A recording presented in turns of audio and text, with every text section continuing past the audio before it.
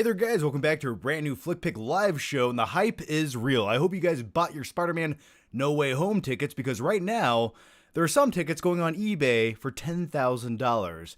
And then after that, they trickle down to like $300, $200, and the crazy thing is, people are buying this shit. It's insane.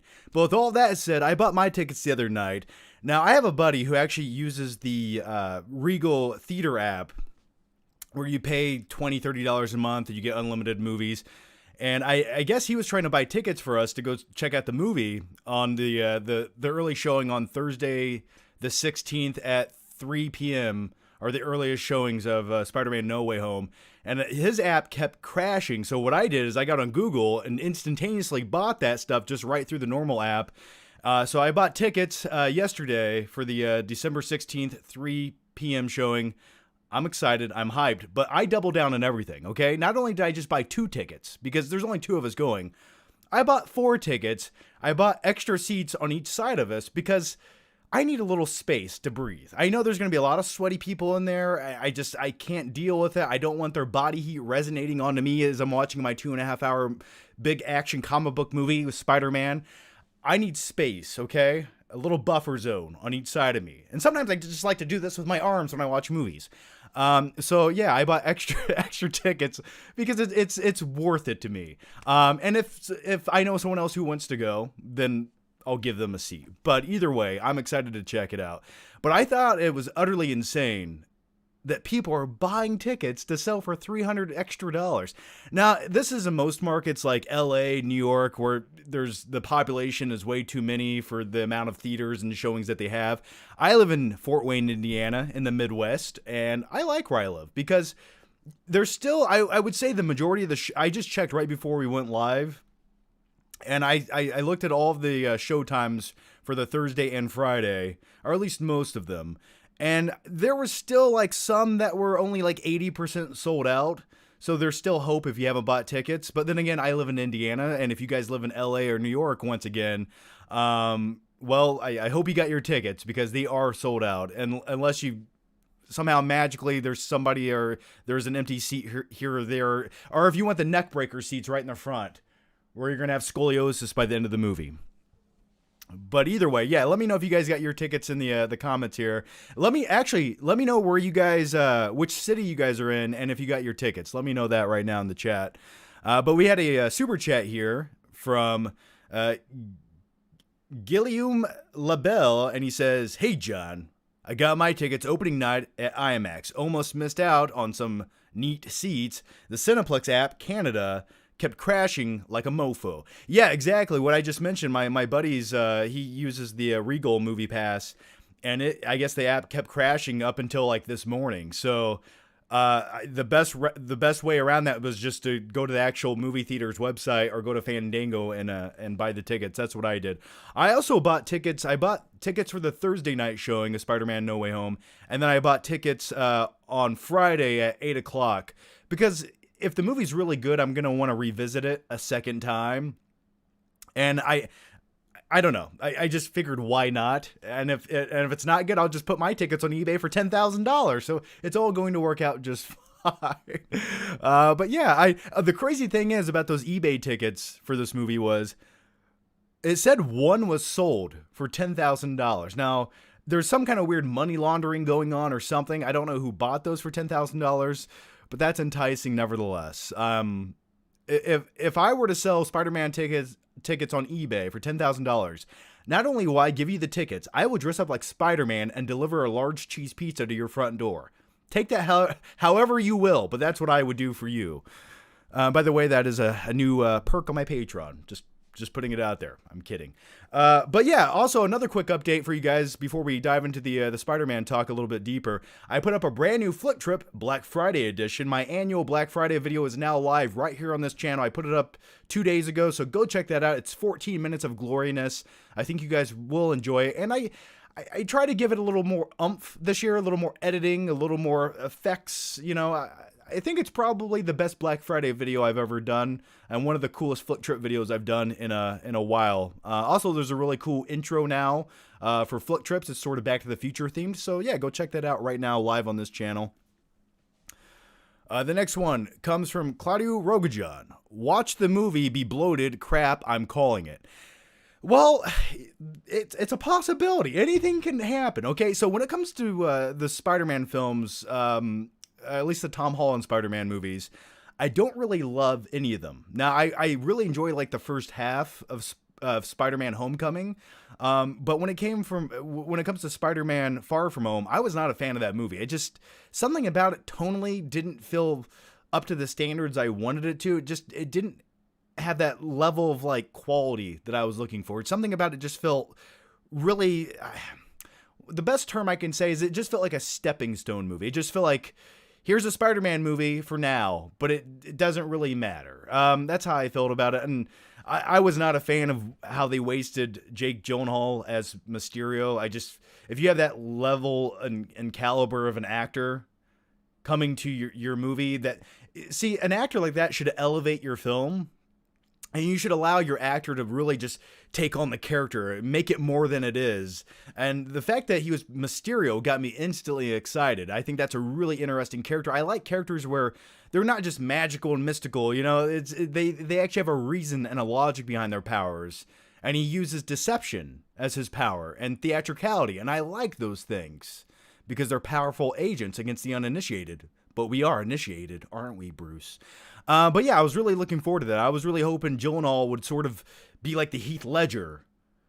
That Heath Ledger was the Joker in the Batman Dark Knight trilogy, and I was hoping like Gyllenhaal would bring that same thing to Spider-Man, but he was just some dude that had some drones. He was a little bit mad and disgruntled. Here's my drones. So by the end of the movie, Spider-Man was just fighting invisible drones. I'm like, yeah. But no. As far as the new Spider-Man movie being bloated, hey, it could be. Whenever you throw that many villains in a movie, it's a possibility. But I have faith in it. I have a lot of faith in the movie. I think it should be handled well. I just hope it doesn't have that bloated feel, and actually you do care about the story. And if the rumors are true, I'm hoping they handle the returning characters with respect and give them a reason and a purpose for existing in the film. Don't just have them jump in there to have a cameo. Oh, look, remember me from another movie? Give me something that's heartfelt. Give me some impact, you know? Somebody better die. That's all I'm saying. I need it. But yeah, let's keep going here. The Real Mall Cop, what a great name. I want Nic Cage as Spider-Man Noir to pop up. Oh yeah, Into the Spider-Verse Nic Cage Spider-Man. That was my favorite part about the entire animated Spider-Man movie from a couple of years ago. What's the matter, Sandman? Got something in your mouth? I don't know what I'm talking about. But yeah, anytime Nic Cage can pop up, that would be great. Just give me 3 seconds of that. Well worth it. That's all I'm saying. I would be content. Claudia Rogajan says, remember when you said Homecoming was the best one? No, I said there was elements of Homecoming that I thought were the most true to Spider-Man, because the things I liked about Homecoming in that first act was it finally felt like a teenage high school Spider-Man. Now, I know we've had Tobey as high school Spider-Man. I know we had Andrew Garfield as high school Spider-Man. But both of them, though I think they did okay as Spider-Man, and I think most people they'd love Tobey Maguire's Spider-Man, or at least in the first few Spider-Man movies. For me, though, Tom Holland looks like a kid in high school. Andrew Garfield and Tobey Maguire look like 28-year-old dudes playing Spider-Man in high school. I just never was truly immersed and bought into them as Spider-Man as much as I bought into Tom Holland portraying Spider-Man. So those were the elements I really enjoyed about Homecoming. That's what I thought they got perfectly right. Flick fan says, have you seen Tokyo Drift? Love the truck in the beginning. You should see it. Little Bow Wow was amazing. We don't talk about Tokyo Drift on here, even though I do find it a guilty pleasure of the franchise, and I'd much rather watch it than the previous 5 Fast and Furious movies. But Little Bow Wow definitely was the weak link of that film. All right, let's see. We got Immersive Films from Missouri. He bought his tickets for the 18th. We got Cosplay Chris. How's it going, Cosplay Chris? Currently working on a custom collectible and watching you, my friend. Loving these live videos. Well, thanks, man. Thank you for that. What are you working on? What are you working on? I need a really cool cosplay, Chris. I need a cool lamp. We need to talk business. I need like something neat that lights up. Take that how you will. I got my tickets for December 15th. December 15th? How'd you get tickets for December 15th? Yeah, I'm trying to, speaking of early tickets for Spider-Man, I'm trying to get some early press screening tickets. I'm reaching out to every contact I've ever worked with, and I've heard nothing back. I don't know, but that would be great. And the thing is, I would probably have to drive 3.5 hours to go to an early screening, but that's fine by me. I don't mind. I'll listen to like a really good podcast and go see Spider-Man. But yeah, I'm looking forward to it.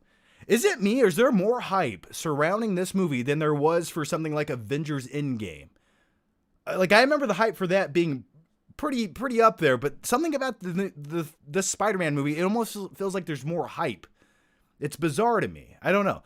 But hopefully, you know what I'm hoping with Spider-Man No Way Home is this re-energizes everyone to go back to the movie theater. Now, the diehard fans are going back. They've been going back to the theater, but I hope this brings the unwashed masses back to the theater. And then every other studio looks at this and say, oh, we can make money with our movie. Let's stop delaying it and put it out. I'm talking to you, Top Gun Maverick. But yeah, I'm just, please be good. Please be good. All right, let's keep going here. We got Brianna Griggs. Hey, John, loved this year's Black Friday flick trip. The smelling of the bike tires never gets old.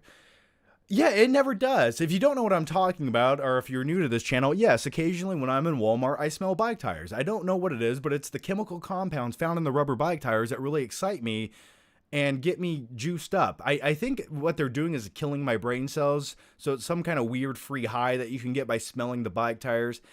Anyway, well, thank you for that, though. Thank you. You guys are killing it with the super chats. Thank you so much. I'm going to try to catch up here as quick as I can. Random Commando 41 says, watch Last Action Hero for the first time last night. Loved it. If you could pick any movie to enter, which one would it be? You know, that's a great question because there's a lot of movies that I love, but when it comes to actually living in that reality of said movie, it's like, which one do you pick? There's a lot of great movies, but do you want to live in Silence of the Lambs? Because I know I'm going to end up in Buffalo Bill's well, looking up at him as he tells me to put the lotion in the basket. And then I'm going to do it because I'm going to moisturize as well as I can before he cuts off my skin and makes a lampshade out of my nipples. But if I had to live in one movie universe, it's tough to say. I've always been really hard pressed to pick one, you know? Like, I think living in... It depends who you are in the movie as well, right? So, like, if you could live in, like, Avatar, for example, and be Jake Sully, where you go off to Pandora and become a 9-foot-tall blue alien, that would be pretty cool. But on the flip side of that, if you lived on Earth in that same movie universe, well, I guess Earth was overpopulated and dirty and just... So, like, it's like, where are you at in said universe of that movie? I definitely wouldn't. See, I was just like, I was just thinking, like, how cool it would be to, like, actually see the Titanic if you were in the universe of Titanic, the movie, but then a few hours later it hits an iceberg and sinks and I'd probably die. So, I don't know. I'm sitting here looking at Home Alone. But this is, I don't know, like, would I want to live in a Home Alone universe? What's the difference between Home Alone universe and our universe? I don't know. That's a great question. Which movie universe would you guys want to live in? That's a great question. I don't know. Like, you definitely wouldn't want to live in the Marvel universe because it seems like every other week Earth's attacked by something. There's an invasion. Like, the odds are you're probably going to die at some point. I don't know how, like, think about if you actually lived in the Marvel universe. Think how many times Earth has been attacked by an alien threat. No, thank you. Like, how could you even live your life? It's like, oh yeah, last week, remember when we were all snapped out of existence for 5 years? All right, I'm just going to go to work today because I'm back. Like, no. There's no way society would pick back up on that. Look at the society we live in right now. Like, we had like a year of like a pandemic and like things just still aren't quite back to normal. And there was no there was no Thanos making that happen. So, yeah, which movie universe would I actually want to live in? That's a great question. I don't know. I feel like we live in a movie universe right now. Colin Matskows. Colin Matskows. That sounds good. I live in Michigan and was able to buy tickets for the Thursday and Friday night. It took over an hour, but I felt accomplished. My seats are good as well. Yeah, absolutely. My seats are right dead center. My favorite place to sit in the movie theater is not the first section, but the first row on the second section, right behind that separation where you have that main aisle that walks through, and you have some like handicap seats. And then you have the bar that's behind them, the big metal bar where you can put your feet up on. That's the row I sit in because it's more elevated. There's no one in front of you, and you can just breathe an awesome wave of awesomeness right in front of you. So, and also the theater I go to actually has reclining leather seats, which are extra wide and just plush. So that's why I go to the theater I go to, because I need comfortable seats. I just can't sit ramrod straight up. No, thank you. And by the way, thanks to all 324 of you watching right now. Thank you guys. I hope all 324 of you bought your Spider-Man tickets, because you might be shit out of luck if you have not. Okay, the next one comes from Claudia Rogajan. We already talked about that. We talked about this. No One Likes You, Gino says, women's shoes. Just finished season 1 of Mindhunter. What a great show. John, thanks for the recommendation. Such a shame that it got canceled with Netflix just throws things to the wall and hopes they stick. Yeah, I've been a huge advocate of Mindhunter, season 1 and 2. And what he's referring to is there's a serial killer in that show that really enjoys women's shoes. If you give him a pair of women's shoes, he will do unspeakable things with those shoes. But yeah, I definitely recommend it. And the thing with Netflix, it baffles my brain. Like the things they spend $300 million on, Red Notice. And then it's just like they don't renew seasons of really good shows that are critically acclaimed that people really enjoy. I don't know. It blows my mind. But either way, thank you for the question, man. Very generous. Age of the Keyboard Warrior says, should we call on Optimus Prime to defeat Omicron? I'm on my way. No, I don't know.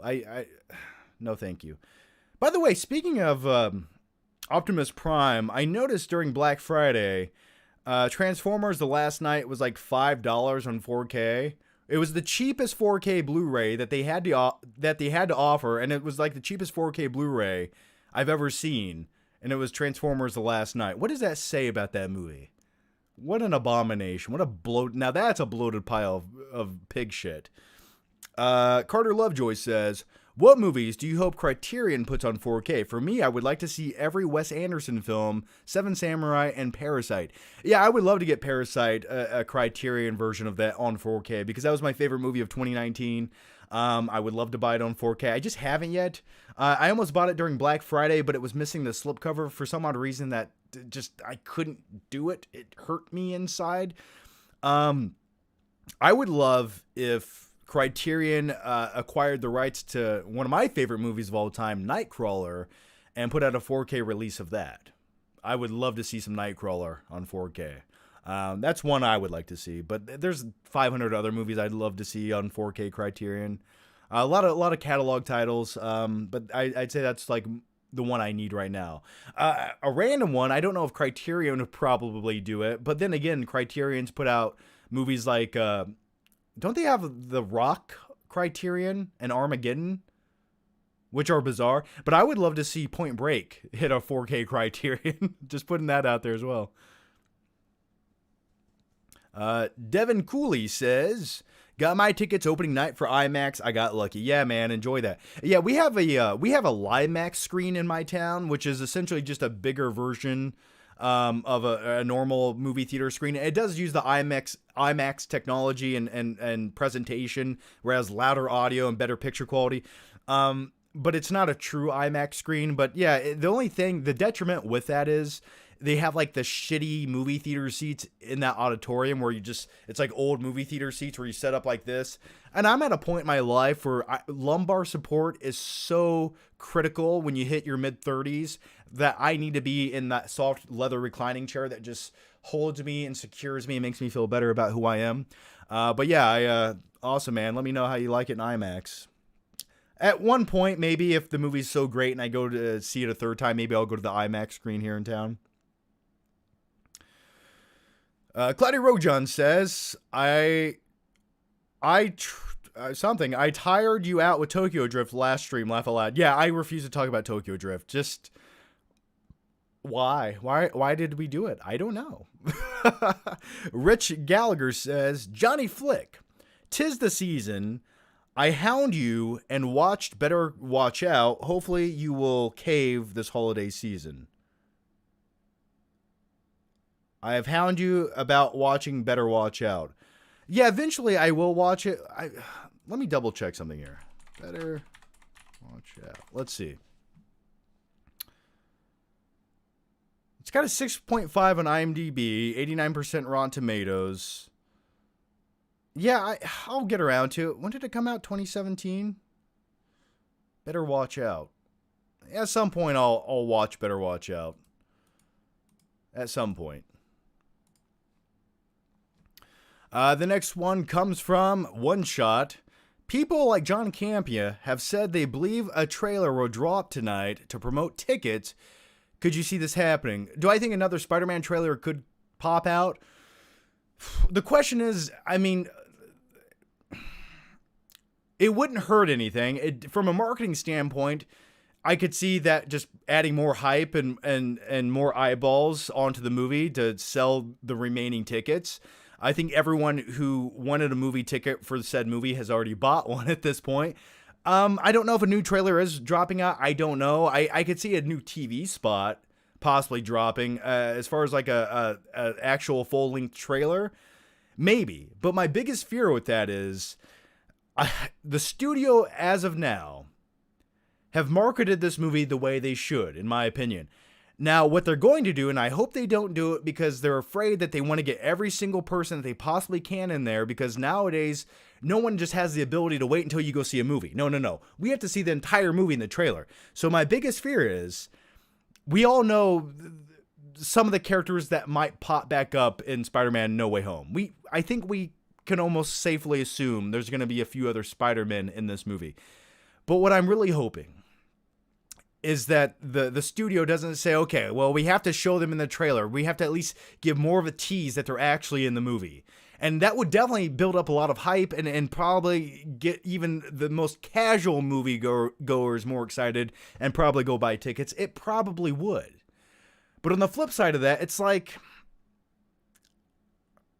I think that's a detriment. I think that almost slaps everyone else who already bought their tickets, who's a huge fan. It kind of slaps them in the face and says, you know, there's nothing special anymore. You don't even, like, we already gave away the surprise, even though you already knew it was kind of in there. You didn't know for sure. You didn't actually see it. So if they did put out a new trailer, I think that would be the only reason to put out a new trailer, is if you somehow gave the actual tease of Tobey and Andrew Garfield's Spider-Man actually being in the movie. You know, if you just showed like the most teaserous just aspect of that, you know, whatever that would be, I don't know, but that would be the only justification on putting out another trailer. If you don't do that, then you don't need it. But I'm not sure. So I could care less, to be honest with you, either way. I already bought my tickets. I'll be there. I'm really done. I don't need any more footage of this movie. I've seen enough. Please, no more. I don't want to see it. That's sort of where I'm at right now. Like, let's savor some of that Spider-Man flavor for the actual release date. Savor some of that Spider-Man flavor. That sounds weird. All right. Rebel Rock says, hey, John, would you rather only be able to watch DVDs for the rest of your life or make sweet, sweet love to the pigeon lady from Home Alone 2?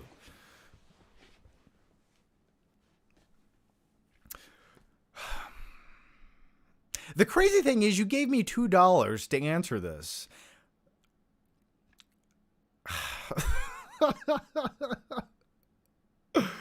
Oh, the pigeon lady, man. I don't know. What I would love to do to the pigeon lady is, on Christmas Day, I come down from my $800 a night hotel room with my family, where I just open 800 gifts, and I go down to that cold park where that lady's out there shivering and starving in the cold on Christmas Day. And I say, hey, here's a Christmas ornament. here you go, Merry Christmas, and then I just leave. You know, that's what I would like to do. And the disappointment in her eyes would be worth going down there. Anyway, yeah, I'd probably just rather buy DVDs, man. I no, thank you. Anyway, Carter Lovejoy says, let's hope No Way Home dethrones Avatar. Now, listen, I'm not going to talk shit about Avatar. I've always sort of enjoyed Avatar. Is it the best movie ever? No. But does it look fun? Like, if you just put Avatar on your OLED TV, it's just immersive. I like looking at it. I just like, it's like eye crack. It's eye crack to my eyeballs. That's what it is. By the way, why is that not on 4K? What is happening? I have a feeling. See, the thing about No Way Home right now is, if this movie came out like 2 years ago, absolutely guaranteed #1 box office success of all time. But the fact that it's like coming out during the pandemic in a way, it's like, I don't know. It's anything could happen. Evil Broomstick. That's a cool name. Have you ever been in a fight? Do you plan on it? Do I plan on getting in a fight? No, I haven't written down yes, December 22nd, 2023, I will get on a fight at 3 o'clock. No, I have not planned on getting in a fight. I've been in a few fights throughout high school and elementary school, just for the most stupid reasons. And they were always like, somebody hit somebody and then it got broken up instantly. So yeah, I haven't been in a fight since high school. And I don't want to get in a... The thing about getting in a fight, it's like, if you just get hit in your face one time, no thank you. Like, I don't want to go to the dentist if one of my teeth get knocked out. This is the money maker, okay? I can't have this getting tarnished. Mark Hickey says, hey, have you ever seen Better Watch Out? It's a Christmas movie with a nice twist on the home invasion genre. Keep up the good work. Like I said, I have not watched Better Watch Out, which we just talked about a few minutes ago. Maybe one day I'll get around to it.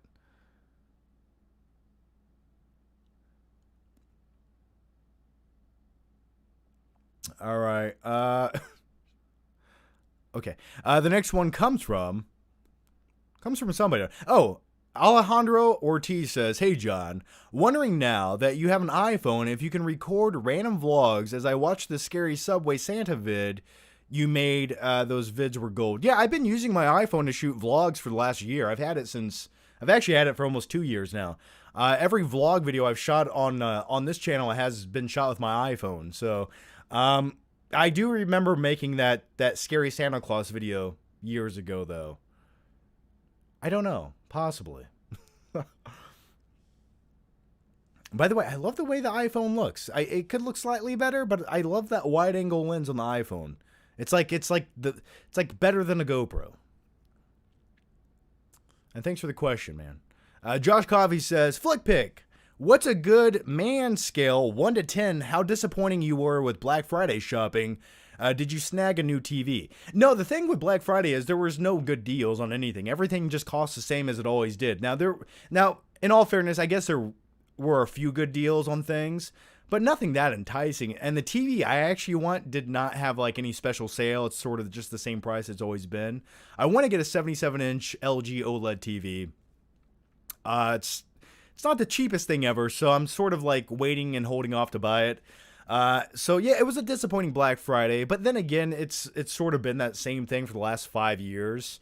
The thing with Black Friday for me is like I say in the videos, it's not about just buying shit to buy it. It's about the journey. It's about the adventure. It's about just going out amongst the unwashed masses and looking for things. You know, I enjoy that aspect of it. I just enjoy like driving in there, talking about movies, going into the store, being weird. You know, it's not just about like, oh, I bought this today. Like, yeah, that's cool that you buy something, but that's not like my main goal. You know, if I wasn't making YouTube videos, would I probably go out on Black Friday? Maybe I would, maybe I wouldn't. But occasionally, you know, like I wanted this was $10. That was fine by me. But then again, it's at a point like, where I own everything I sort of want to own for the most part. And the things that I don't own, you'd really almost have to like give me such a great deal on it that to like entice me to get it. So yeah, it was a terrible Black Friday, but nevertheless, it's a great Flick Trip Black Friday video though. So go check it out. Gabriel Kaner says, and Gabriel, thank you for the very generous super chat, man. Much appreciated. Thank you. Hey, John, longtime fan. I'm producing a Scream fan film called Scream Legacy, streaming on YouTube on December 20th for the 25th anniversary of Scream. We have 2 trailers out so far if you want to check them out. Yeah, okay. What's it called again? Scream Legacy. Yeah, guys, check out go to YouTube and search Scream Legacy. It's a fan film coming out next month. Okay, man, I'll check it out after the stream. Thanks for that, and thanks for the very generous super chat. Thanks, man, and good luck with your short film. But I will check it out. Hello, Sydney. The Real Mall Cop says, I'm hoping we get a Criterion of Mall Cop 2.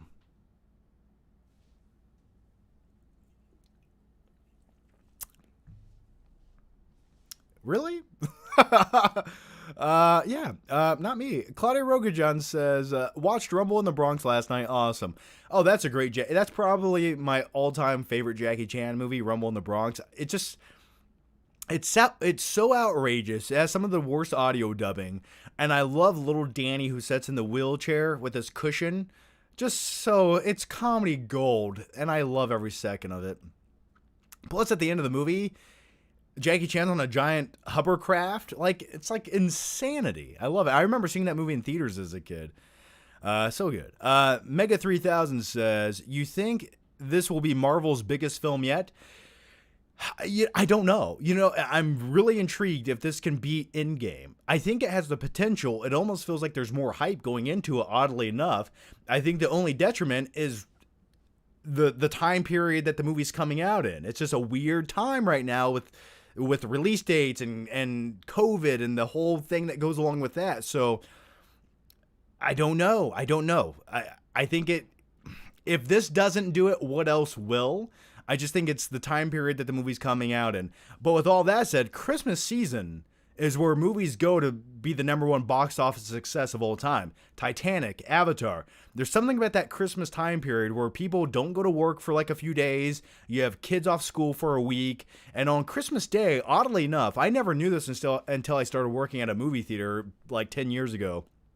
But Christmas Day is one of the busiest days for the theater business. And I was always of the mindset like, oh, on Christmas, people stay home and spend time with their families. No. Fuck that shit. We don't know what to do with each other. It's like, oh, I got my uncle here and my cousin I haven't seen in 7 years. What do we do with these people? I don't want to talk to them. Let's go see a movie. And that's what people do on Christmas Day, which is a cool tradition. That's probably what I would do with my family. So yeah, it's definitely coming out at the right time period to definitely capitalize on the box office success. It's just, once again, it's like pandemic time. So we'll see. TJ Toaster says, Scott Pilgrim versus the World deserves a Criterion. I could see that getting a Criterion. I like the movie. There's a lot of things I don't love about it, but there's a lot of things I really do like. I think when it comes to Scott Pilgrim, I definitely like the tone and the retro, like 8-bit video game vibe going on. I also really like the opening to it where they have the Universal logo in like 16-bit or 8-bit or whatever it is. I think that's really cool. But like the thing with Scott Pilgrim is like after the first fight, like a lot of the fights just feel repetitive to me. Like I could almost skip past all his fights with people and just like everything in between that I find more entertaining. Am I the only one? Maybe I'm weird. The next one comes from Damien. He says, Transformers 1 through 3 movies are great guilty pleasures. Transformers 1, I will stand by as like being highly entertaining. That was my introduction to Megan Fox, and for that, I will always be grateful for the first Transformers movie, which I remember seeing back when movies used to come out at midnight. Yeah, movies nowadays come out 5 days ahead of time. But back in 2007, when the first Transformers came out, you had to go to the midnight showing of that movie. And I remember going, and there was like a line, like a 1/4-mile long line outside of the movie theater. And there was a lot of hype, anticipation, and I remember watching the movie, and my buddy and we were blown away by the first Transformers movie. We still talk about it to this day. But then you get to the second movie. Now, that's a piece of shit. The third movie I would say is entertaining because you had like Leonard Nimoy coming back to voice one of the Autobots or Decepticons, however you want to look at it. I thought the third movie was like probably overall the best sequel for the Transformers franchise. So, plus I liked that it was sort of based on like a conspiracy theory of why we went to the moon. I thought that was interesting. Joseph Knowles says, "Hey John, movies are finally opening in New Zealand, and I've got my tickets for Bond and IMAX. Tickets for Spider-Man aren't on sale yet." Oh man, Bond hasn't even come out yet in IMAX in New Zealand? That's crazy. Wow. Whoa. Well, yeah, enjoy that, man. I guess you kind of, like, Venom just recently came out in Australia, so it's, but then again, sometimes you guys get movies slightly early, or at least in the UK sometimes. It's just a bizarre thing, but yeah, man, enjoy that.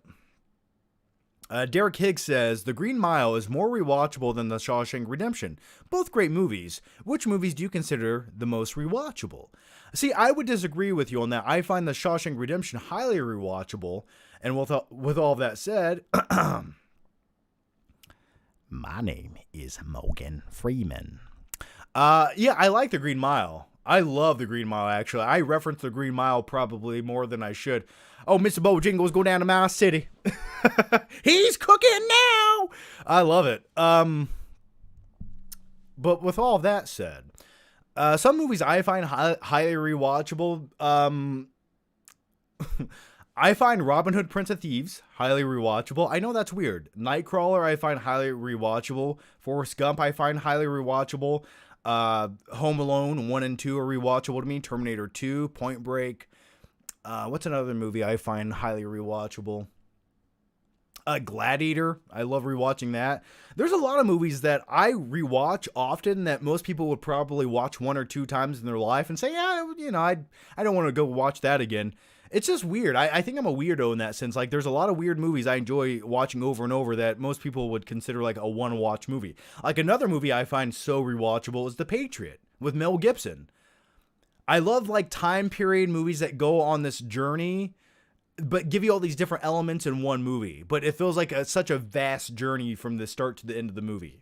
Something about that. I feel like I almost had like I lived another life when I watched that movie. You know, it's weird. It's like, it's almost like Inception-esque. Like, you go to sleep, you live an entire another life, and you wake up and it's like 50 years went by. So yeah, I think I sort of answered your question. Adam Gibbons says, "Did you hear about Sony already planning another Spider-Man trilogy?" Well, yeah, why would they not? That would be terrible business sense if they didn't. I mean, if you just look at the hype and the success going into Spider-Man No Way Home, not to have 5 other movies planned, ready to go, why would you not do that? It's just, you're just printing money off. So yeah, that makes sense to me. I think if they didn't have that, that would be bad. I mean, when you have shareholders in your company, you want to have a path to success. You want to say, okay, in the next 5 years, this is what we're doing. And if this movie's going to make $1 billion, why not have 5 more movies guaranteed to make another $5 billion? So yeah, that completely makes sense to me. Now, the thing when it comes to Sony that I don't care about is their whole villainous universe of characters like Morbius and Venom. Like, I'm just not impressed with the way they're making those movies. They just look like Sony movies. I think that's the biggest detriment. But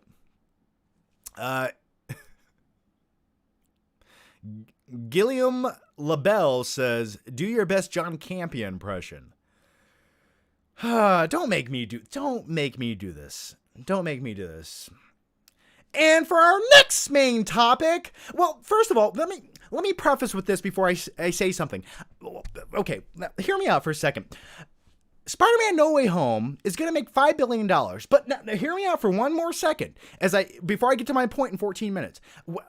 Here's what that's my John Campea impression. All right. I like his channel. I do. I like his channel. He makes really good videos. That's my impression of John Campea. That's it. The next question comes from Charles Taff. "Oh, hey, John. Better Wes Craven film, OG Nightmare on Elm Street, or the OG Scream? Both are classic, but Scream is much more rewatchable." I could see how you would say Scream is more rewatchable. I could see that. Because watching something like Nightmare on Elm Street, it's very like, I love the movie, I love the vibe of it. I feel like no horror film can almost reproduce what that did, because it was so bizarre and well made, but it just the effects and the eeriness of it all. It's one of those movies that just literally, it's unsettling to watch for me. Now, if you watch like Scream from '96, like, yeah, it takes less out of you to get through that movie. So I get what you're saying with that. I think Nightmare on Elm Street is, for me, a better horror film. But I could see like rewatching Scream more often. Absolutely. Someone said that impression was pretty good. Well, thanks, man. I definitely think that impression's better than my Morgan Freeman impression. That's for sure. Yeah. I said $1 billion for Spider-Man No Way Home as an example. This movie's guaranteed to make $1 billion. That's just like, oh, okay, it's $1 billion said and done already. Now, what goes beyond that? How much more can we make? Joseph Knowles, do you have Scarface, The Town, or The Patriot, and Mel Gibson on 4K? Have you watched Wrath of Man with Jason Statham? Highly recommend. No, I have not watched Wrath of Man with Jason Statham. I do not. Do I own Scarface on 4K? I own the steelbook of Scarface, the red steelbook that came out years ago. I thought it was a really cool steelbook. I don't think I own Scarface on 4K. I own The Town on 4K. That's one of my favorite movies. I own The Patriot on 4K as well. So yes, I do. And I don't think I've gotten around to watching Shawshank on 4K since I've owned it. Sort of savoring the flavor, I guess. Cash McRae says, what do you think about the main themes of Taxi Driver? The main themes, like the main theme song, or the themes of the movie? About a man sort of a little bit insane, trying to be a vigilante and save the day, but he has like a social awkwardness to him, but at the end, he still has a good heart and he wants to save someone. What do I think about that? I love that. I love sort of a vigilante movie, and I like that he was fed up with society. He hated society. It was just scum and filth to him. And I relate to that. I relate to Taxi Driver in so many ways. So yeah, if that's what you're referring to, I love it. Also, as far as like the theme of the actual music score of it, I think it's beautiful. Like, I love the music in Taxi Driver, just the look, that grittiness of New York City in the 1970s.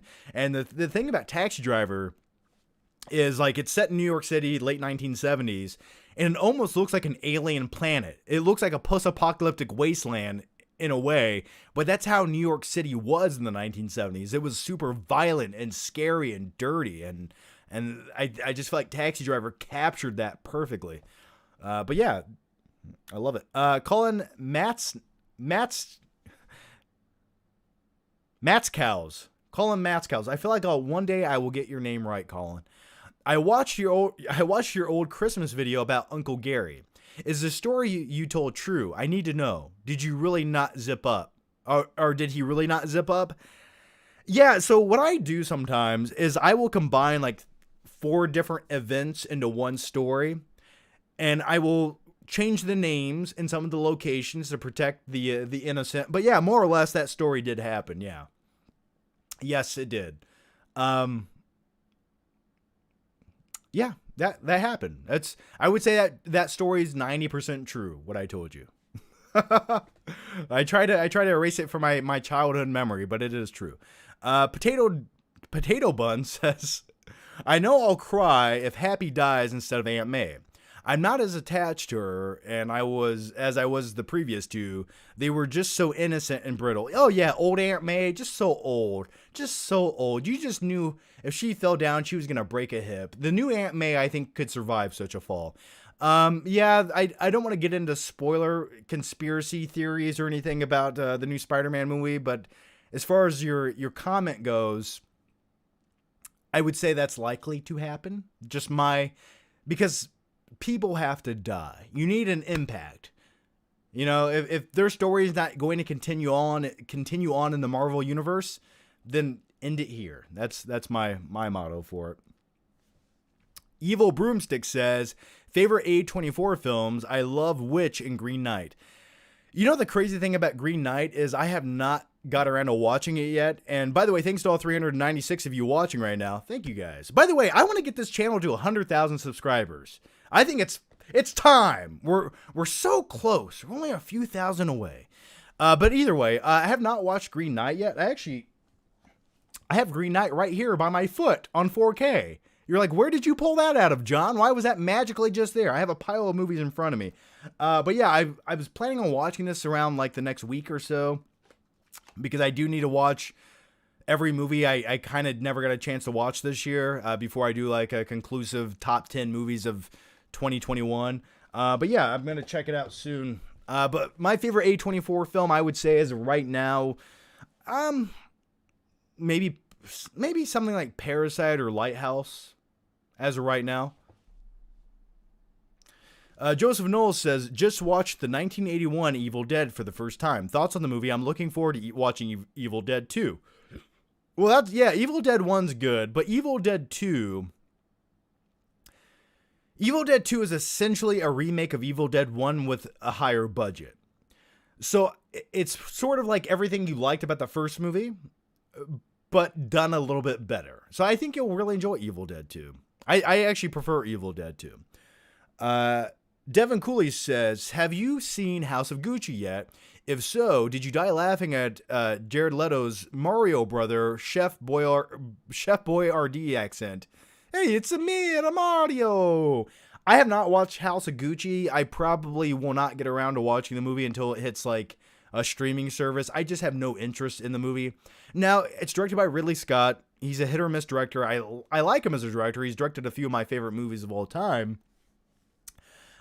I just don't want to watch Lady Gaga do like her Italian over-the-top cartoon accent. And I don't give a shit about the story of Gucci. Like, here's overpriced products that you can buy for $6,000. I just don't give a shit about it at all. Absolutely zero interest whatsoever in it. So with all that said, I have no interest in watching the movie, nor would I probably leave my house and put pants on to go see it. That's just me. But not to say I wouldn't ever watch it if it was on streaming. So I have not watched it yet. Claudia Rogajon says, people run over by hovercraft stunt baffles me. Yeah, so that was so out of context. We're talking about at the end of Rumble in the Bronx where the hovercraft, it's a giant hovercraft that weighs like, it's a size like 10 cars. It's driving over people. Yeah, it happens. It actually did happen. and everyone was okay. No one died. Fod Musaev, I think I said that right, Fod. What's up, John the Don? Would you rather be a wolf stockbroker in the 1980s or a Gold's Gym bodybuilder in the 1980s LA? Well, something about working on Wall Street in the 1980s sounds a little more financially incentivizing, I would say. So yes, I would like to be Jordan Belfort in Wolf of Wall Street in the late 1980s, early 1990s. Now, do I want to partake in as many criminal activities as he did? No, because I don't want to go to a federal penitentiary. So I'd probably rather work on Wall Street. Claudia Rogajon says, my friends were laughing at Danny were terrible. Yeah, Rumble in the Bronx, Danny, man. My cushion! And then also in Rumble in the Bronx, he's playing his Sega... What was the Sega handheld gaming device called? I had it.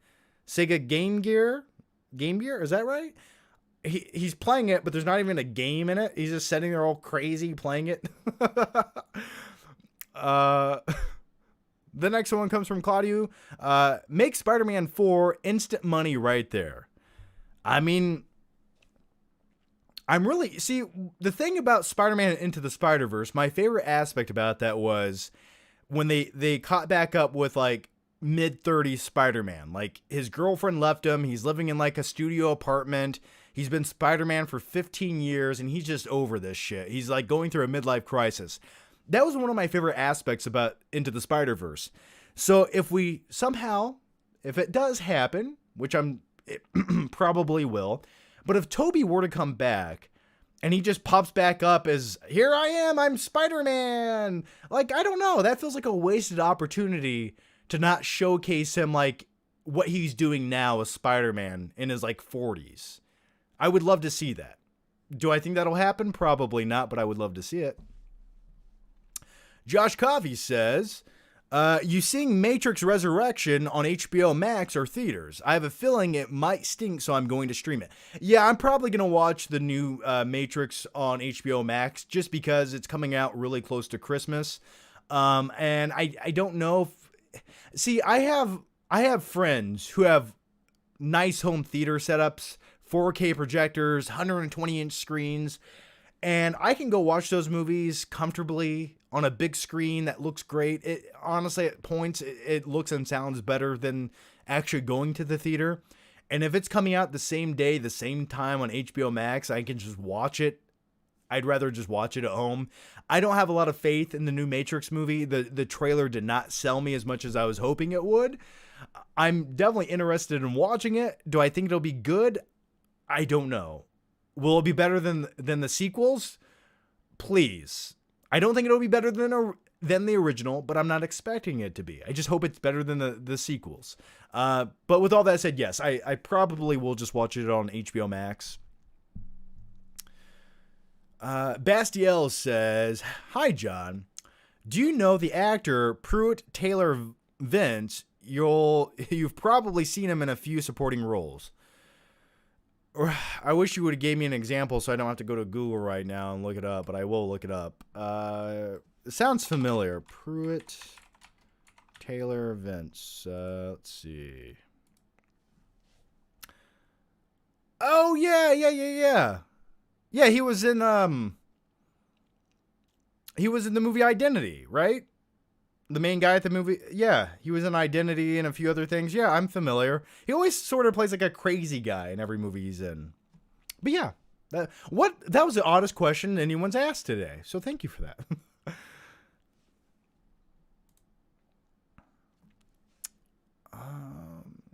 Night King 01 says, Rumble in the Bronx goes from 0 to 1,000,000 in seconds. Hey, here's some comedy. Next scene, guy gets shoved into a wood chipper. Oh yeah, that's the beauty of Rumble in the Bronx. There's no rhyme or reason. The only thing you need to know is Jackie Chan's gonna kick some ass and be happy.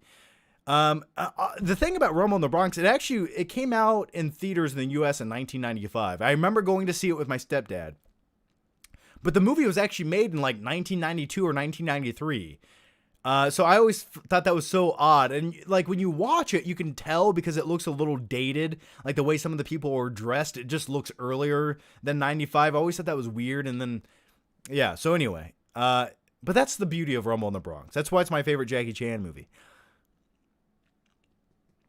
Mason Arnold says, I have an interview for a graphic designer job tomorrow. Wish me luck. Also, Prisoners deserves a Criterion edition. Yeah, I could see Criterion, Prisoners Criterion release. I've been wanting to rewatch Prisoners for a while now. I don't think I've rewatched that movie since it came out in theaters, and I own it on Blu-ray. I liked it. I just never got a chance to rewatch it since then. And good luck with your job. Good luck with the job interview, man. Usually when you go for a job interview for like a graphic design job, I've always noticed they make you, like they'll be like, okay, so you're here for the job. And they make you like get on like Photoshop and prove your skill set. Like they make you do like some kind of quiz that asks questions about like Photoshop and what other software that you should know to use. I remember a few job interviews where I applied to, they made me do that. So, good luck though, man. Saint Silo says, what movie should I watch tonight? Pick the flick? No pick the flick tonight. I was actually just hopping on here for like an hour to hang out with you guys because I got a few other things I need to get done. But I was like, I'd rather talk to you guys about... And I wanted to let everyone know you need to buy your Spider-Man tickets because that shit's getting sold out. So no pick the flick tonight. I'll try to do it on the next live show though. Which movie should you watch? You should go watch Robin Hood, Prince of Thieves. I think it's on Netflix right now, or at least it was a few weeks ago. Pete Velasquez says, Shang-Chi or Black Panther, which offered more? I was more of a fan of Shang-Chi. I actually enjoyed it more. I think it was... I don't love either of them, to be honest with you. I don't really love either of them as Marvel movies, but Shang-Chi to me... was pleasantly surprising at times, and I enjoyed it. It would give me more rewatchability. Also in Shang-Chi, some of the fight sequences I thought were really well done. Like when he has that first fight scene on the bus, and then also he's fighting the ninjas on the side of the building on the scaffolding. I thought that was really cool. So I'd probably go with Shang-Chi. The real mall cop says, would you rather see what's with the mall cop questions? Would you rather see Mall Cop 3 or Grown Ups 3? I choose death. I'm going to go with that. Joseph Knoll says, what are some classic movies you'd want to watch in IMAX? Like, would you like to watch Apocalypto, Saving Private Ryan, The Shining? Yeah, if I could watch these movies on true IMAX, yeah, anything shot with like 70 millimeter or definitely like a high resolution film stock would be good. I'll tell you an odd movie I would have liked to watch in IMAX, and that was The Hateful Eight, because they actually used what was it? What was it? Did he use 35 millimeter or a higher film stock or something? But just the film stock that he used, Tarantino in that movie, was beautiful. Like that would have lent itself perfectly to like IMAX. So that's one odd movie I'd like to watch in IMAX. Apocalypto could be really good in IMAX. Yeah. Saving Private Ryan. I think anything with a huge scale would be cool in IMAX. I don't know, but it'd have to be a true IMAX screen. You know, like I'd love to watch Spider-Man No Way Home in IMAX. I mean it's a digital movie, but I think it'd look really cool. Josh Coffey says, when is the next podcast? Traveling to Texas for work next week. Need a good podcast to listen to. Yeah, so we put up a new podcast. What was it, like a week ago? It's like a 2-hour long podcast, which if you guys are YouTube members or if you guys are Patreon supporters, that's where I put my podcast at as like a bonus perk. And we also answer questions there. So the next podcast, I think maybe early December, we'll get a new episode out. So hopefully by the time you go on your trip, we'll have a new episode of the podcast out. So look out for that. Yes, 70 millimeter for Hateful Eight. Yes, okay. Yes, it's so good looking. That's why it looks so good on Blu-ray. Like it looks so good. Yeah, I wish every movie was shot in 70 millimeter. It just makes the movie look that much better. It looks like a true cinematic experience. It doesn't just look like this flat, dull, digital movie. All right, let's answer some more questions. And by the way, if you guys are YouTube members, please chime in the chat right here. I'm looking for your questions right now. I'm looking for those green highlighted names to pop up. Ridley Scott hates Marvel movies. Yes, he does. So does Martin Scorsese. Well, you know, they're master craftsmen at what they do, and I get why they're a little bit angry at Marvel movies because, like, put it this way, if Ridley Scott directed a new Marvel movie and you just tack Spider-Man into it, it's going to make $1 billion. Meanwhile, he was telling like original stories and they're sort of box office bombs, you know, like The Last Duel, which was based on historical events. But either way, I get why he's angry. I understand, but I think it's a little misguided. Night King of One says, I'm also thinking Jared Leto's career is going downhill, but he was a big star in the 2000s. I still think his most tolerable role is Lord of War. I've never been a big fan of him. I don't know what it is. Something about his acting is really off-putting to me, but I do agree. His supporting role in Lord of War, which is a great underrated movie starring Nicolas Cage, definitely a great Nicolas Cage movie no one talks about. But he plays like the coked out brother in that movie, so highly recommend that. Can we all just agree he was not a very good Joker? That's all I'm going to say. Josh Riviera says, John, make random videos again. I need some classic John being rewatching the catalog. Well, thank you for that. Go watch the new Flick Trip video. There's a new video. That's a random video. Enjoy it. Enjoy it. I put out random video. I put out like 4 videos on this channel in the last week. I'm doing my best, I assure you. The thing is, if a video is too random, nobody watches it. So that's the unfortunate thing nowadays. You have to have Spider-Man in the title of every YouTube video you upload for people to watch it. And some people do that. Silas says Green Knight was a beautiful movie. I'm looking forward to it. I hope it's definitely a cinematic experience. I've heard the story's okay, but I'm hoping it's good. Mason Arnold, and thanks for the super chat, Mason. Very generous of you, and thanks to all of you. What's your experience seeing The Dark Knight? I remember being 11 years old, seeing it in a packed IMAX theater, and cowering in my mom's arms during the first "want to know how I got these scars" scene. Wow. Yeah. So my theater experience with The Dark Knight was in 2008. I remember we went to the midnight showing when, once again, you had to go to midnight showings to see movies on Thursday night, and it was super packed. The lobby was packed. Every theater was showing the movie. Oddly enough, across town at another theater that was showing The Dark Knight, someone called in a false bomb threat, so they had to evacuate the theater for 2 hours and then start the movie. That would have sucked. I'm so glad I didn't go to that theater to watch it. But yeah, I remember going to the movie. It was super packed. I went with a couple friends. I actually got a speeding ticket on the way to go see the movie. I was going like 25 over. Whatever. I told the guy, I was like, listen, I'm going to see The Dark Knight. I have somewhere to be. I think that's justified in my actions. And he looked at me like I was crazy. And then he gave me a speeding ticket.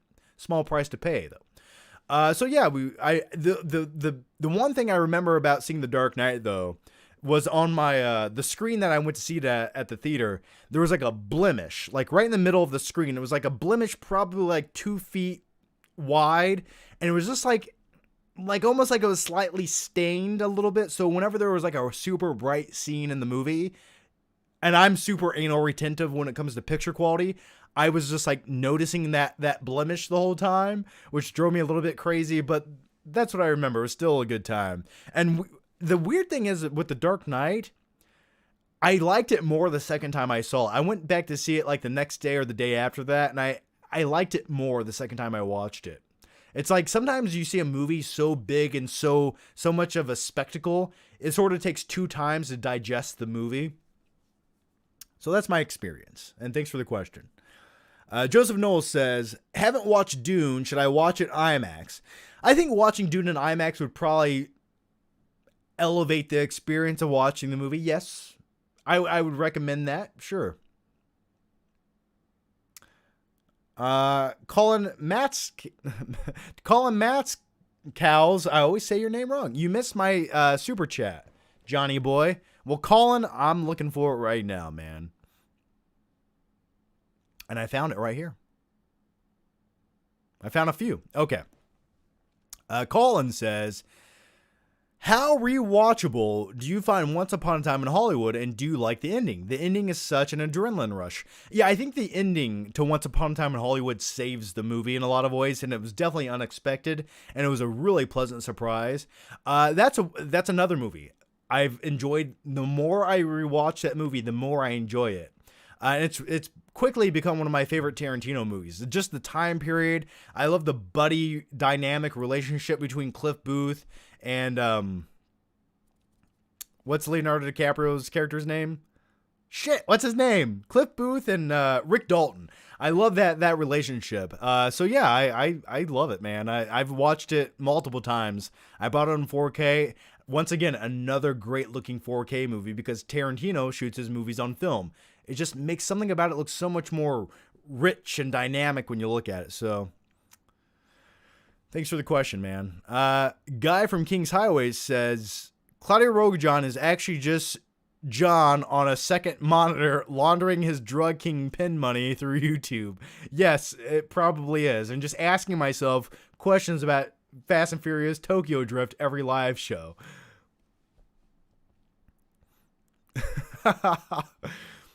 Oh, man. All right. The next one comes from Saint Silo. Have you seen Prisoners of Ghostland with Nic Cage? Thoughts? I have not seen that. I've heard mixed things. I did watch Pig, starring Nicolas Cage a few weeks ago.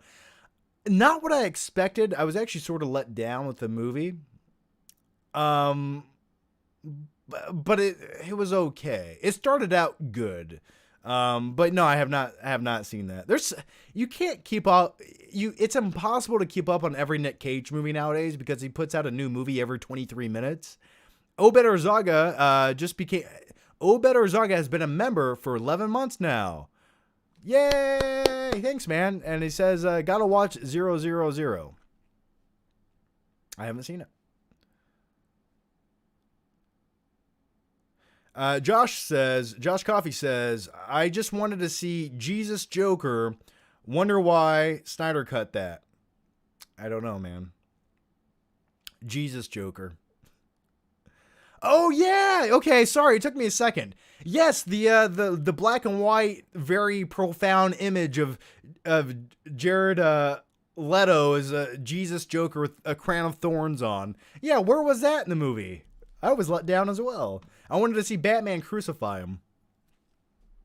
Dustin Rich says, whenever I go to a garbage Regal theater and their projector light is too dim, I want to go berserk. Yeah, that's the thing about going to the movie theater nowadays. You never know if the projector is going to be in good condition, if the bulb is going to be too dim, if it's going to be flickering, if one of the speakers are going to be blown out, if your theater chair is broken, if there's going to be people talking or texting behind you. It's just like, you just never know what you're going to get anymore at the theater. And like, I'm at a point where I almost can't take it anymore. So I completely understand. DJ Run says, thoughts on 310 to Yuma. Great Western movie. Ben Foster plays a psychopath in the movie. I love it. It's one of the better Western movies of the last 15 years. That's for sure. Dustin Rich says, did you ever drive around at night with your drive jacket on pretending to be a badass? Yeah, every night, man. Every night before, when I get my car to go to Walmart or McDonald's, I put my drive jacket on just to feel instantly better about myself. Mason Arnold says, thoughts on the movie Buried with Ryan Reynolds. I was just talking about that movie the other day with somebody. I watched it once. It's definitely like a one-watch movie. If ever there was a movie to watch one time, it's Buried with Ryan Reynolds. I do like the ending to it. And sometimes when you watch movies like that, you really just have to put yourself in that position. Like, could you imagine just waking up in a coffin underground with a phone and a lighter? Like, I don't think you could. Nothing is more terrifying than that concept to me. Just kill me. Just kill me. I don't want to live. Yeah, I liked it. I really did enjoy that. Obed Arzaga says, I like to imagine that Drive and Nightcrawler are in the same universe, imagining both cars speeding in LA in different areas.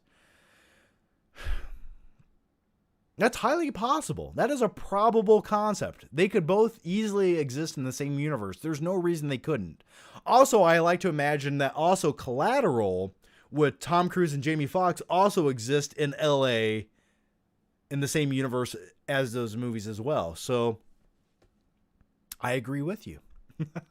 Mr. Pro says, hi, John. Have you seen T2 Best Buy exclusive 4K? What version of T2 do you own? Hang on.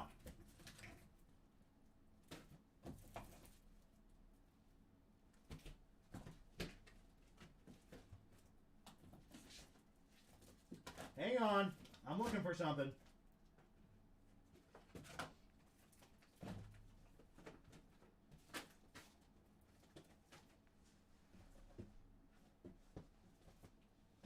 Here it is. Okay. I'm back. So this was sent to me. So what I'm gonna do a new Blu-ray collection video, just like not my entire collection, but I'm gonna talk about I have 15 movies here I'm gonna talk about. I probably will be doing a channel for the Flick Pick. So as far as this steelbook goes, I think it's beautiful. That is a great looking steelbook. I love the colors. I love the tone of it. T2 Judgment Day, in my opinion, is the best action film ever made, and I will stand by that. I could defend that movie. I will debate you. I will argue that point all day for the rest of my life. But when it comes to a 4K transfer, it's terrible. I hate the way that this looks. bastardized the 4K transfer of this movie. They took out all the grain, all the color, and they desaturated it even more blue than it ever was. It just looks so flat, dull, and digital. And it's a movie shot on film, and they try to make it look like a digital movie, and I don't like that. It just looks dull.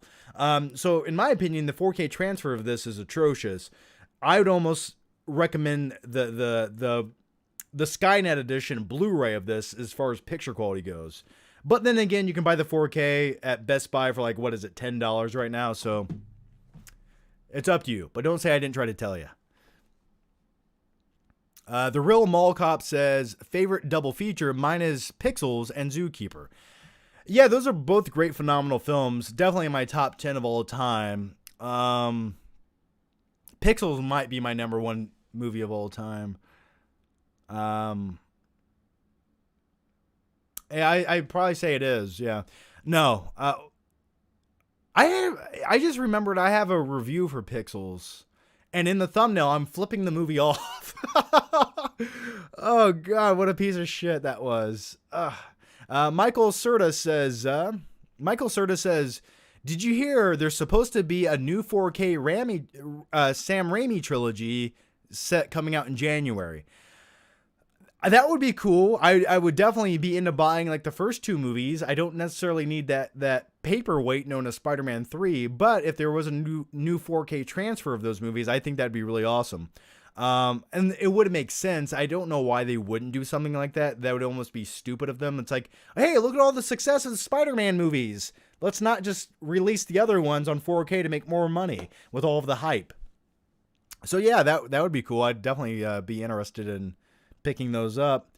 Amariah M has been a member for 11 months now. Yay! Thanks, Amariah, who also moderates the chat. Thanks. Top 4 Christmas movies. Ooh, top. Okay, so when it comes to Home Alone 1 and 2, I combine them into one movie. I don't care. They're one movie to me, and I will not separate them. Not now, not ever. So Home Alone 1 and 2 is one Christmas movie to me that I love. A Christmas Story is also, I'd say that's another one I enjoy in my top 4. You'll Shoot Your Eye Out. I love that movie. It's so timeless. The Santa Claus is another Christmas movie I love. I remember seeing that in theaters with my dad. And I remember seeing The Santa Claus with Tim Allen in the theater with my dad when, what was that, 93? Was that 1993? Wow, that's crazy. But either way, I remember looking at my dad after the movie was over, and I was like, so if you fall off the roof, you become Santa Claus. And then in my childhood brain, I tried to make a plan where I would kill my father where he fell off the roof because I thought he'd become Santa Claus. Now, my number 4 movie is going to be a classic. A little classic called Jingle All the Way. I'm not a pervert. I just wanted a Turbo Man doll. He got 2. I think Jingle All the Way would be my 4th favorite Christmas movie of all time. So those are my 4 favorites.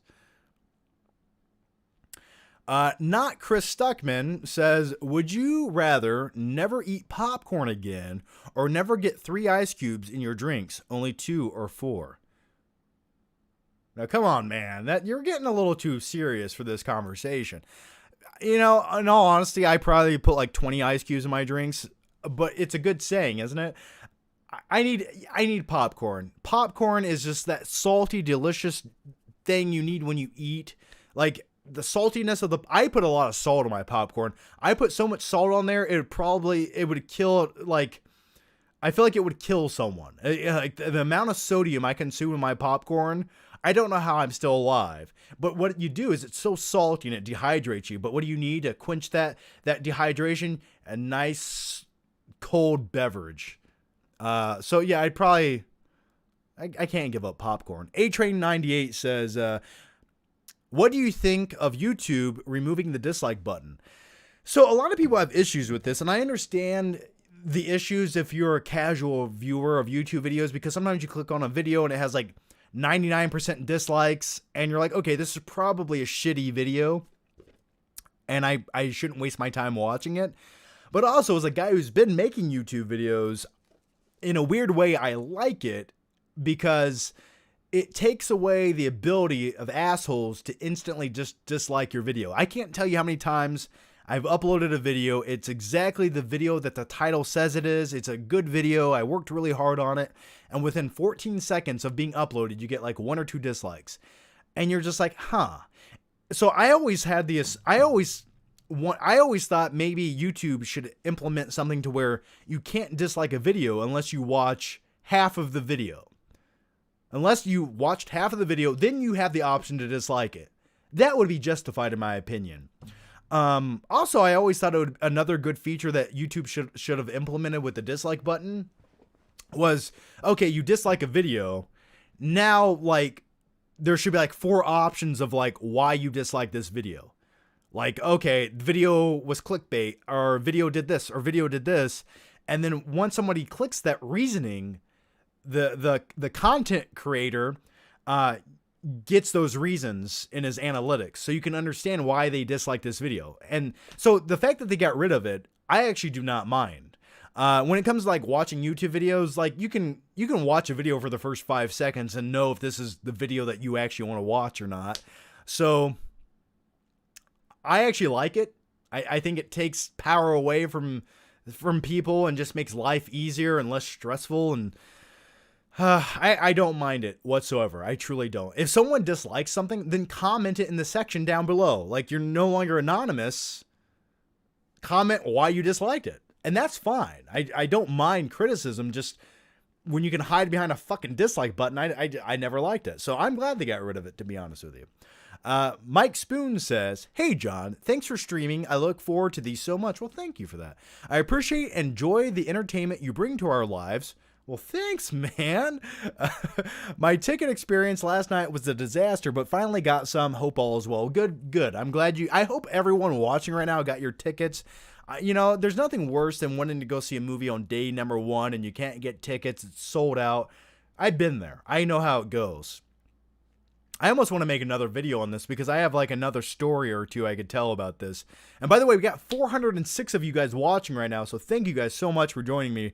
Yeah, we talked all about the Spider-Man No Way Home ticket fiasco in the beginning of the live stream, so if you scroll back, that's where that is.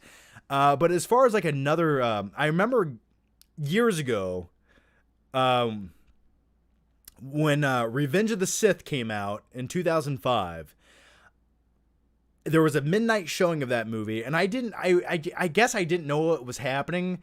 And then one of my friends texted me, and he's like, "Hey, we're seeing Revenge of the Sith tonight. If you want to come hang out." I was like, "Okay." So I drove to the theater, and they were waiting in line. People were waiting in line to see this movie for like 6 hours, and my friends were in line. Like, they were like, I don't know, 20 people back from the front. And so I went up to the ticket booth to buy tickets, and they're like, "Well, we're completely sold out. There's no tickets available." I was like, "Well, I got to see this movie." So I remember going down I remember seeing everyone in the line, and I walked up to like 20 people, and I was like, "Hey, listen, I will buy your tickets.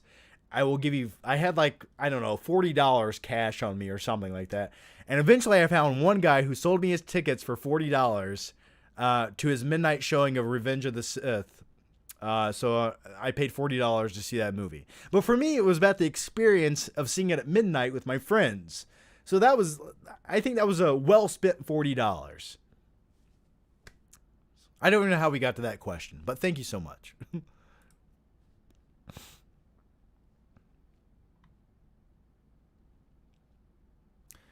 Whenever I go to a garbage... Oh, we already answered this. Okay, let me update the chat. Here we go. "Have you ever had salty licorice, aka what the fuck is Samaliki? I don't know what that is. If you love salt, you might love it. I have not had that. That sounds utterly disgusting. I don't know what that is. It's bukkake licorice. No, I have not. The next one comes from, "Have you ever considered a nickname for your fans? Maybe the Flickheads?" I'll call you guys, can I call you guys Flickers? I'll call you guys Little Flickers. How's that? Is that insulting? I'll call you Little Flickers. How's that? That's a good name. All right. Josh Coffey says, timestamps on these live streams, genius status. Yeah. So I'll try to do timestamps on this live show. It's definitely a hassle. I put on the last live show, if you guys watched it, I actually, after it was uploaded, I introduced timestamps. That way, if you guys don't have 2 hours to watch the live show and there's a topic or something you're interested in, you guys can just go down the video description and click the timestamp with the topic beside it in the video, which I get. You know, that saves a lot of time, and I understand if you don't want to look at my stupid face for 2 hours. I understand. I completely do. But if you do, well, thank you. I appreciate it more than you'll ever know. So. Night King 01 says, recommendation, Police Story 1 and 2, Jackie Chan at his best. I've seen them. Both on HBO Max. Please, John, you will thank me. The final fight scene is epic. I've seen both of those movies. I just don't remember them too well. They're definitely like movies I watched as a kid. Also, well, maybe it is one of the Police Story movies. Which... Maybe it is. It's got to be one of them. Which Jackie Chan movie is it where he's on the side of the skyscraper and it's at like a 90-degree angle and he's sliding down it? I remember watching that all the time as a kid. Michael Serta says, I was fortunate enough to get tickets for Friday night. So that week, all social media apps are getting deleted because people like to spoil that shit. Yeah, hang on.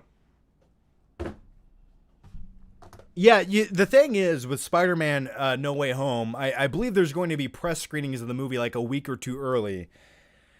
And as a guy who I can attend press screenings, I can do it. But man, some people just like to spoil everything. And the thing is, when someone that gets a press screening, they're going to put out their spoiler review of the movie, and then everyone's going to listen to the spoilers and then start tweeting about them to get a few extra likes on social media because that accreditates them as a person for some odd reason. That's my biggest fear, and that's what's going to irritate the shit out of me. There's just some movies that don't need press screenings. Like, there's no reason to have press screenings of Spider-Man No Way Home. There's zero incentive to even do it. You don't need it. No one cares about what opinion some guy put out about this movie. People are going to go see this no matter what. So movies like this, I don't think need press screenings. That's just my opinion on them. But yeah, I definitely stay away from social media the last week before this movie comes out. But I make YouTube videos, so it's going to be really hard for me to do such a thing. But nevertheless, I'm going to do my best. I just know it's going to get spoiled. I know I'm going to open up Twitter one day, and someone's going to have a screenshot of something that they shouldn't have in there. I'm going to just be like, no. Okay, what's the next question here? You guys don't want to be called little flickers? Why not? Flick off. You know, I was actually going to have a series once called Flick the Movie. Like, fuck the movie, flick the movie. And I was going to put it out for, like, bad movies. Like, flick this movie, and here's why. Maybe I'll still make it happen. Someone said they want to be called a bean flicker any day. You got it, man. Reminds me of when I got spoiled from Endgame from Darkseid Master. Yeah, I don't think I got... Well, I think there was one spoiler for Endgame I accidentally came across, and it did piss me off. Like, if I could have reached through the screen of whoever put that tweet out and just do this to them, I probably would have, yeah. Dustin Rich says, in one of your live streams, someone mentioned Brandon Lee's death, and you said he died too early, and then you laughed hysterically. I don't remember that specifically. I don't remember that being... I don't think that's why I laughed. I think I might have read a comment or something that I didn't mention right after that. Or maybe I read a comment immediately following that made me laugh. But either way, don't judge my laughter. I'm utterly insane, okay? There's no rhyme or reason sometimes why I laugh.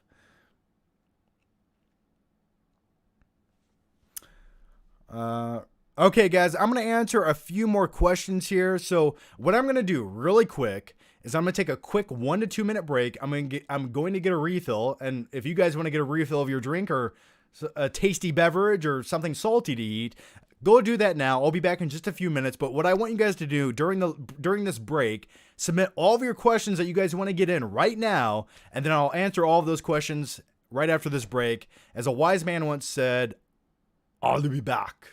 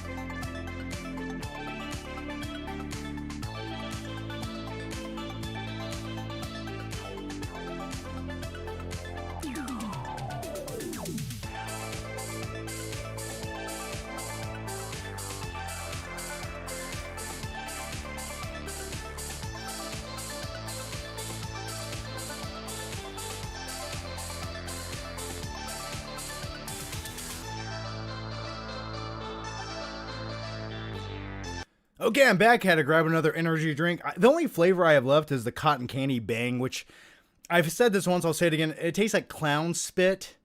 Like that's what it tastes like. It's not the most hydrating flavor, but it's what I have, so I'm gonna deal with it.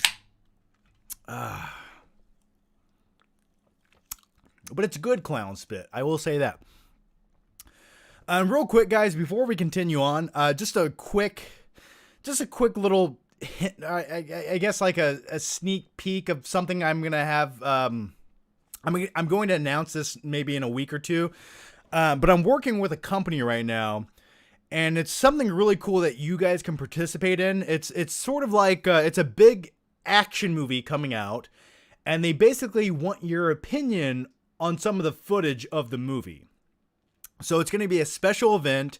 I'm making videos to host the event, and you guys can participate. It's sort of like a survey where you guys can go give your opinion on certain scenes and elements of the movie, what you like and don't like about the movie.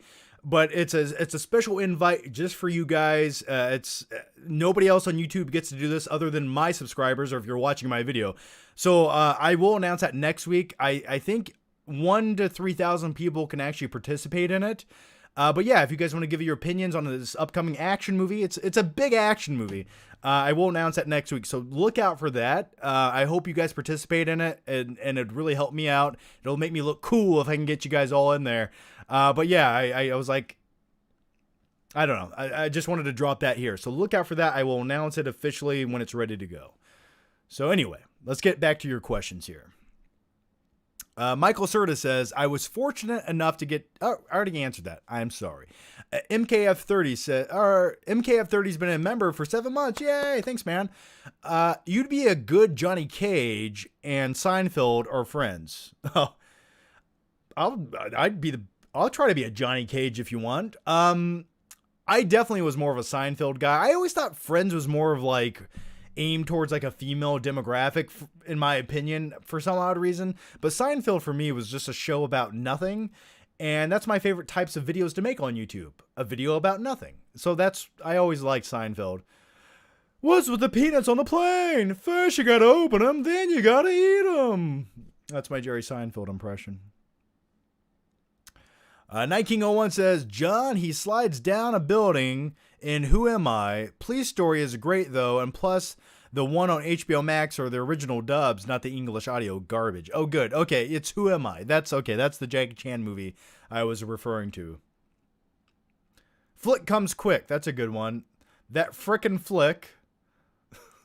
I like how we're giving Flick nicknames now. Josh Coffey says, when is Jake Gyllenhaal going to get his Oscar? Right. When is Nolan going to win Best Director, get his Best Directing award? Nobody knows. Someone said I was taking a dump. That was a quick dump, man. I literally, the only thing I did is I ran downstairs, I grabbed a new bang, I took my hoodie off because it was like getting too hot in here. That's all I did. Nothing crazy, I promise.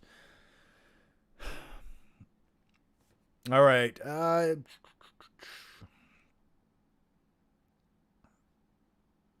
Okay, Night King 01. Nope.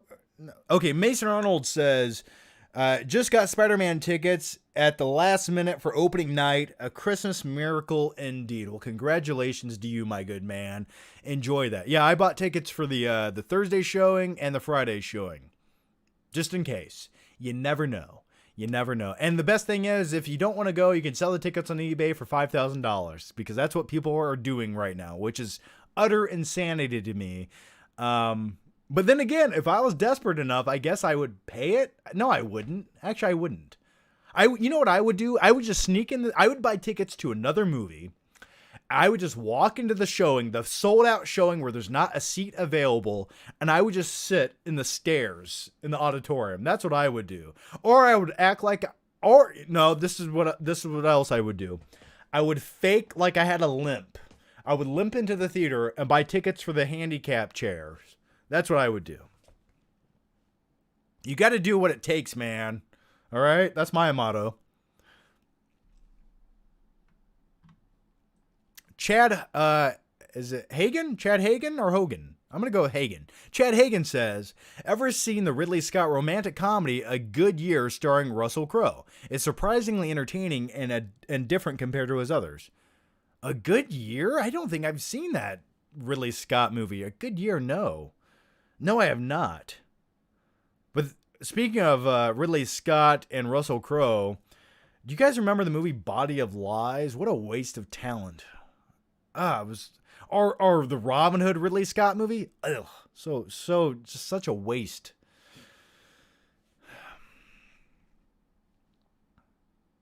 Let's see. Dustin Rich says, if they made a buddy cop movie with Nic Cage as one of the cops, who should be his partner? Ooh, Nick. Okay, so we have Nic Cage. Who else could we? Maybe Keanu Reeves could be his partner. That could be interesting. Or John Travolta could be his partner. I would take that as well. Anyone could be... Nic Cage. Who would be a good buddy cop movie with Nic Cage?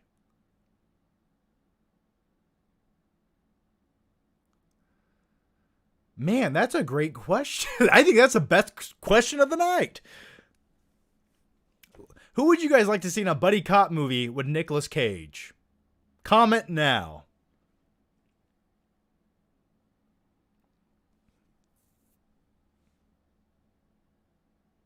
The Oscars are pointless. I agree. I really don't care. It's just rich people filling out a ballot for 90% of the movies they didn't even watch, and they're just going on some kind of weird political agenda, and then it's just here, we're just a small group of people handing out awards to people. Like, that's what it is. So, yeah, someone said John Travolta. That would be my choice. Gym vlogs again? I don't know. I don't know. I just started going. I go to the gym like 2 or 3 times. I actually took off the last week. Maybe I could do like some kind of vlog in the gym. I don't know if I do a dedicated gym vlog though. Morgan Freeman. Yes. Okay. So we have a Morgan Freeman, Nicolas Cage, buddy cop team up movie. Sold. Done. I'll pay whatever you want. Produced by Jerry Bruckheimer. Yes, indeed. Ryan Gosling actually could be good. Yeah. All right, guys. I'm going to wrap up the live show right there. I want to say thank you guys all for watching, hanging out, asking questions. Big thanks to you guys. And I hope you guys got your Spider-Man No Way Home tickets. If you didn't, go buy them right now. And also, before I go, if you haven't already, make sure you watch the brand new Flick Trip Black Friday video, which is live right now on this channel. It's like 14 minutes long. I think you will enjoy it. It's a good time. And also, look out for a few videos. I'm trying to put out one before what's tomorrow? Is tomorrow the last day of the month? Holy shit, it is. Okay. I might have a new video out tomorrow. I'm going to try. It should happen. Or the next day. We have one more question here from Night King 01, and this should be the last question of the evening. Why pay $5,000 for one ticket opening night? Wait until the weekday, go in the morning when the movie theater is empty, walk in like a gentleman, and it's cheaper. I just think about this though. If you're a wealthy person, if money's no object to you and you need tickets to see a movie you want to see, then you'll probably spend hundreds of dollars to get that ticket. That's what's happening. It's all about the experience. You got to go see opening night. You got to be part of the crowd because you only get one chance, one opportunity. Okay? But I would never do it. That's for sure. Absolutely. But I understand your logic and reasoning. All right, guys. As always, thank you guys for watching. Thank you. I'll call you Flick fam. Thanks to the Flick family. Does that sound weird? I don't know. I'll be like your weird second cousin that you only see at Christmas time. But as always, guys, thanks for watching. Make sure you give the live stream a like because it does help that stupid YouTube algorithm. As always, take care, guys, and make sure you buy those Spider-Man No Way Home tickets before they're completely sold out. And I'll see you guys next time. Bye-bye.